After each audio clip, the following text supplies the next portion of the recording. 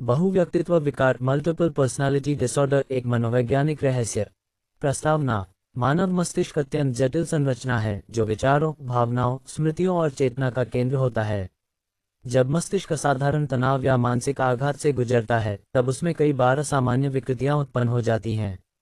ऐसी ही एक रहस्यमयी मनोवैज्ञानिक स्थिति है बहुव्यक्तित्व विकार, जिसे डिसोसिएटिव आइडेंटिटी डिसऑर्डर भी कहा जाता है। इस स्थिति में एक व्यक्ति के भीतर दो या अधिक विभिन्न व्यक्तित्व विकसित हो जाते हैं जो बारी बारी से उसकी चेतना और व्यवहार को नियंत्रित करते हैं। परिभाषा और लक्षण। बहुव्यक्तित्व विकार एक प्रकार का डिसोसिएटिव विकार है जिसमें व्यक्ति की मूल पहचान अस्थायी रूप से या बार बार अलग अलग पहचान में विभाजित हो जाती है। हर पहचान का अपना नाम, उम्र, लिंग, व्यवहार, बोलने का तरीका, पसंद नापसंद और याददाश्त होती है। इन पहचानों को आमतौर पर ऑर्डर्स कहा जाता है। मुख्य लक्षण। दो या अधिक स्पष्ट व्यक्तित्वों की उपस्थिति। हर व्यक्तित्व का व्यवहार और सोच एक दूसरे से बिल्कुल अलग होता है। स्मृति भ्रंश एमनीजिया, व्यक्ति को अपने कुछ कार्य याद नहीं रहते। तनाव, अवसाद, आत्मघाती प्रवृत्तियां, वास्तविकता से कटाव या भ्रम की स्थिति। एक पहचान को दूसरी पहचान के अस्तित्व का आभास न होना। कारण। मनोवैज्ञानिकों के अनुसार इस विकार का प्रमुख कारण बाल्यावस्था में गहरा मानसिक या शारीरिक आघात होता है, विशेषकर यौन शोषण, शारीरिक हिंसा, भावनात्मक उपेक्षा, गंभीर पारिवारिक तनाव। जब कोई बच्चा ऐसे आघातों का सामना करता है और उनसे निपटने का कोई साधन नहीं होता तो मस्तिष्क एक सुरक्षा प्रणाली के रूप में चेतना को विभाजित कर देता है। यह विभाजन समय के साथ स्थायी बन जाता है और अलग अलग व्यक्तित्वों के रूप में प्रकट होता है। इतिहास और उदाहरण। बहुव्यक्तित्व विकार का पहला दस्तावेजीकरण 19वीं शताब्दी में हुआ था।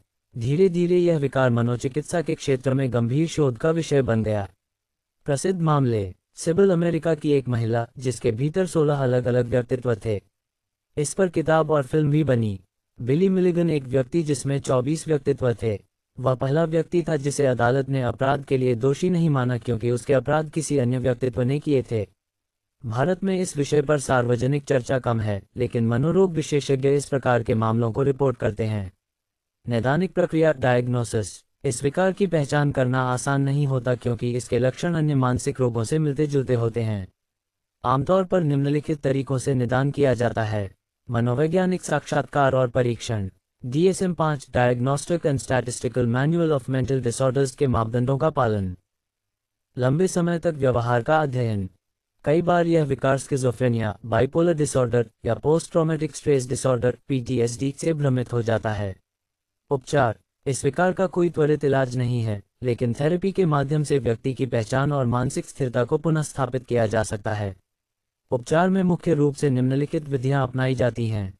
साइकोथेरेपी, इसमें टॉक थेरेपी द्वारा ऑर्डर्स को पहचानने और एकीकृत करने का प्रयास किया जाता है।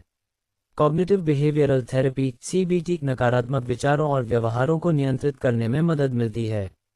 हिप्नोथेरेपी, स्मृतियों को पुनः सक्रिय कर व्यक्ति की पहचान जोड़ने की कोशिश की जाती है। दवाएं, एंटी डिप्रेसेंट और एंटी एंग्जाइटी दवाएं सहायक हो सकती हैं, लेकिन यह विकार की मूल जड़ को नहीं मिटाती। समाज और बहुव्यक्तित्व विकार। दुर्भाग्यवश भारत जैसे देशों में मानसिक स्वास्थ्य को अभी भी गंभीरता से नहीं लिया जाता। बहुव्यक्तित्व विकार को अक्सर अंधविश्वास, भूत प्रेत या पगला जाना समझा जाता है। इसके परिणामस्वरूप पीड़ित व्यक्ति को उचित चिकित्सा नहीं मिल पाती और उसकी स्थिति और बिगड़ जाती है। फिल्मों और मीडिया में चित्रण। बॉलीवुड में इस विकार को कई फिल्मों में दिखाया गया है, जैसे अपरिचित, जिसमें एक पात्र अनियान नामक न्यायप्रिय व्यक्तित्व में बदल जाता है। हालांकि इन चित्रणों में वैज्ञानिक सटीकता की कमी होती है और विकार को प्रायः अतिरंजित रूप में दिखाया जाता है। चुनौतियां और भ्रांतियां। गलत निदान। कई बार इस विकार को स्किज़ोफ्रेनिया समझ लिया जाता है। कुप्रचार। मीडिया इस विकार को सिर्फ मनोरंजन के रूप में दिखाता है। लोगों की उदासीनता। मानसिक रोगों को कमजोरी मान लिया जाता है। स्वयं पीड़ित की अनभिज्ञता। उन्हें खुद नहीं पता होता कि वे इस विकार से ग्रसित हैं। मानवाधिकार और सहानुभूति की आवश्यकता। इस विकार से ग्रसित व्यक्ति को पागल या खतरनाक समझना अमानवीय है। यह एक गंभीर मानसिक स्थिति है जिसका इलाज संभव है, इसलिए समाज को चाहिए कि वह मानसिक स्वास्थ्य के प्रति जागरूकता फैलाए, मानसिक रोगियों के प्रति सहानुभूति और सम्मान बनाए रखे और वैज्ञानिक दृष्टिकोण अपनाकर उन्हें चिकित्सा सुविधा प्रदान करे। निष्कर्ष। बहुव्यक्तित्व विकार एक जटिल और रहस्यमयी मनोवैज्ञानिक स्थिति है जिसे अब तक पूरी तरह समझा नहीं जा सका है। इसका जन्म प्रायः बचपन के गहरे मानसिक आघात से होता है और इसका इलाज दीर्घकालिक होता है। समाज का दायित्व है कि वह ऐसे मानसिक विकारों को कलंक या हास्य का विषय न बनाए, बल्कि समझदारी, सहानुभूति और वैज्ञानिक दृष्टिकोण अपनाकर पीड़ितों की सहायता करे। मानसिक स्वास्थ्य भी उतना ही महत्वपूर्ण है जितना शारीरिक स्वास्थ्य, और इसे प्राथमिकता देना हमारे संवेदनशील और समृद्ध समाज की पहचान होनी चाहिए।